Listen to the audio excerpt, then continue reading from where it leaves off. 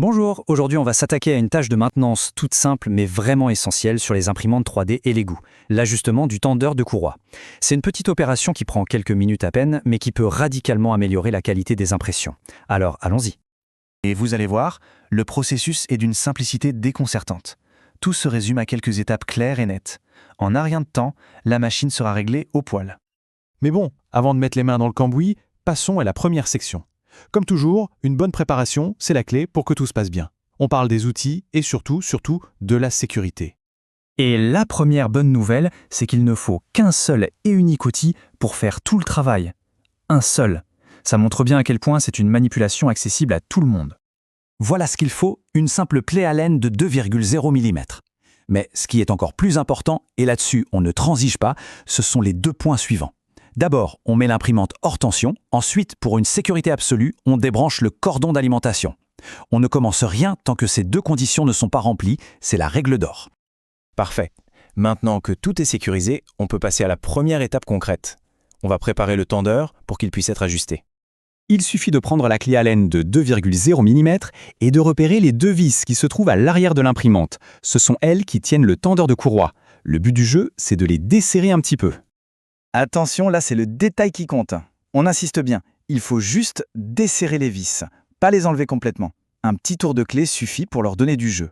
Si on les retire entièrement, ça va compliquer les choses pour rien. L'objectif, c'est simplement de permettre au tendeur de bouger un peu. Et voilà, on arrive maintenant au cœur du réacteur, si on peut dire. C'est là que l'ingénierie de la machine va nous simplifier la vie de manière assez bluffante. C'est à ce moment-là que la machine va quasiment faire le travail toute seule. C'est un mécanisme tout bête, mais vraiment bien pensé.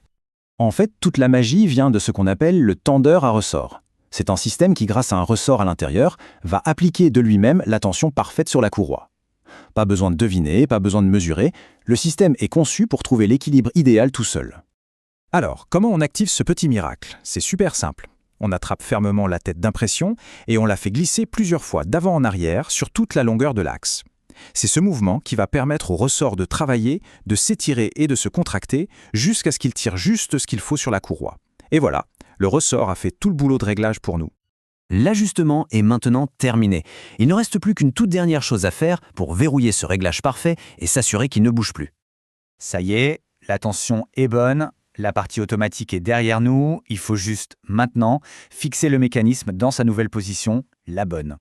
On reprend la clé Allen et on resserre les deux mêmes vis qu'on avait desserrées au tout début. Une fois qu'elles sont bien bloquées, le tendeur est fixé. Et voilà, le travail est fini. Parfait. Pour être bien sûr que tout le monde a suivi, on va se faire un petit récapitulatif ultra rapide de tout le processus. Ça aide toujours à bien mémoriser les gestes. Alors on résume. 1. On coupe le courant et on desserre les vis. 2. On balade la tête d'impression d'avant en arrière pour laisser le ressort faire son job. 3. On resserre les vis. Et 4. La meilleure étape, on rebranche, on allume et on lance une impression avec une courroie parfaitement tendue.